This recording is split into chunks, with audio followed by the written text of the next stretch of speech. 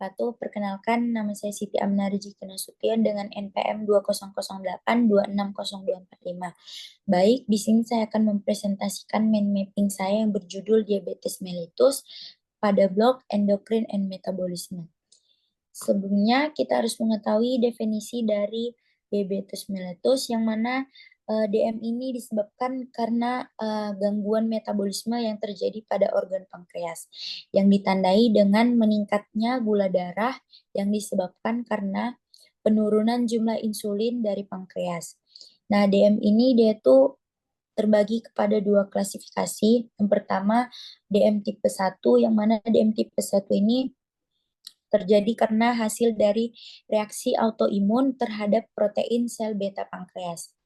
Kemudian D kedua ini disebabkan karena usia, aktivitas fisik, indeks massa tubuh, kemudian tekanan darah, stres, gaya hidup, genetik, dan riwayat ketidaknormalan glukosa dan kelainan lainnya. Kemudian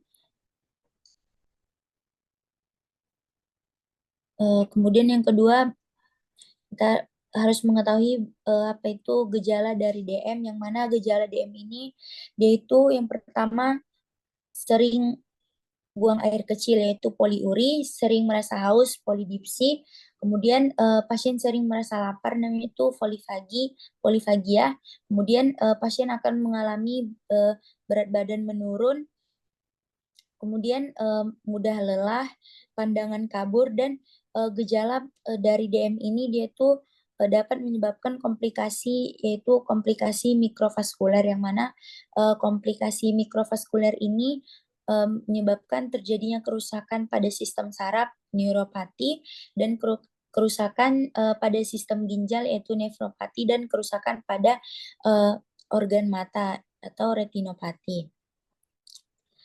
Selanjutnya, bagaimana cara penegakan diagnosa dari penderita diabetes mellitus. Yang pertama, jadi diagnosanya itu ditegakkan dengan dilakukan pemeriksaannya kadar gula darah. Yang pertama dilakukan pemeriksaan kadar gula darah puasa, yang mana sebelumnya pasien dianjurkan untuk berpuasa selama 8 jam. Kemudian setelah itu darah pasien akan diperiksa. Nah, jika hasil darah pasien pada gula darah puasa itu lebih dari 126 mg per desiliter, maka pasien dapat ditegakkan dengan diagnosa DM. Kemudian pemeriksaan yang kedua yaitu pemeriksaan gula darah sewaktu, yang mana pada pemeriksaan gula darah sewaktu ini pasien tidak harus berpuasa. Setelah itu pasien diambil darahnya. Jika nilai darah pasien itu lebih dari 200 mg per desiliter, maka pasien dapat didiagnosa dengan DM. Kemudian pemeriksaan gula darah 2 jam, yang mana pemeriksaan gula darah 2 jam ini pasien pertama dianjurkan berpuasa. Kemudian setelah berpuasa, pasien diberi larutan air gula, disuruh minum. Setelah mengkonsumsi air gula tersebut, ditunggu selama 2 jam, kemudian darah pasien akan diambil kembali. Nah, setelah itu, jika nilai darah pasien lebih dari 200 mg per desiliter, maka pasien dapat didiagnosa dengan DM.